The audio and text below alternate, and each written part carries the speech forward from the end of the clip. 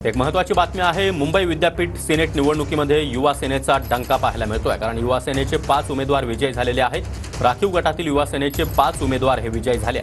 10 पैकी 5 जागांवर युवा सेनेने आपला विजय मिळवलेला आहे, तर खुल्या गटातीलही युवा सेनेचे 5 उमेदवार आघाडीवर आहेत। तर राजेंद्र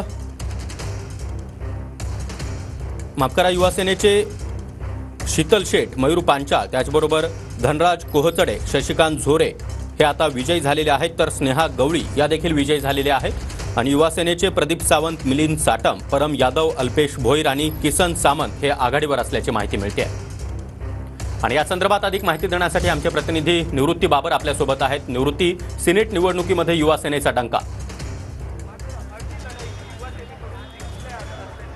नक्कीच सागर, आपण पाहतोय की युवा सेनेमध्ये दुसरा विजय जो आहे तो सिनेट निवडणुकीच्या मध्ये युवा सेनेचा झालेला आहे। शीतल शेठ देवरुखकर या एससी प्रवर्गातून जे आहे ते विजयी झालेले आहेत। याच्या अगोदर आपण जर पाहिलं तर मयूर पांचाळ यांचा देखील विजयी झाला होता। आणि जे राखीव गट आहे, या राखीव गटामध्ये एकूण 5 उमेदवार युवा सेनेचे आहेत, त्यापैकी सर्वच उमेदवार जे आहेत ते विजयाच्या वाटचालीवर आहेत। कारण की जर पाहायला गेलं तर 2 उमेदवार जे आहेत ते अधिकृत विजयी झाल्याचं आपल्याला पाहायला मिळतंय। इतर 3 उमेदवार जे आहेत ते देखील विजयाच्या वाटेवर असल्याचं आपल्याला पाहायला मिळतंय। संपूर्ण सिनेट निवडणुकीमध्ये जे आहे ते ठाकरे गटाच्या वतीनं युवा सेनेकडून जवळपास 10 उमेदवार जे आहेत निवडणुकीच्या रिंगणात होते आणि 10चे 10 उमेदवार जिंकतील असा विश्वास जो आहे तो युवा सेनेकडून वर्तवला जात होता। परंतु आतापर्यंत जर आपण पाहायला गेलं तर राखीव गटातले 5 उमेदवार विजयाच्या उंबरठ्यावर होते, त्यापैकी 2 उमेदवार जे आहेत ते अधिकृत विजयी झालेले आहेत। त्यापैकी मयूर नक्कीच निवृत्ती, या निकालाकडे आपलं लक्ष असणारच आहे। युवा सेनेचे मयूर पांचाळ, स्नेहा गवळी, शीतल देवरुखकर हे विजयी झालेले आहेत, तर धनराज कोहवाडे, शशिकांत झोरे हे देखील विजयी झाले।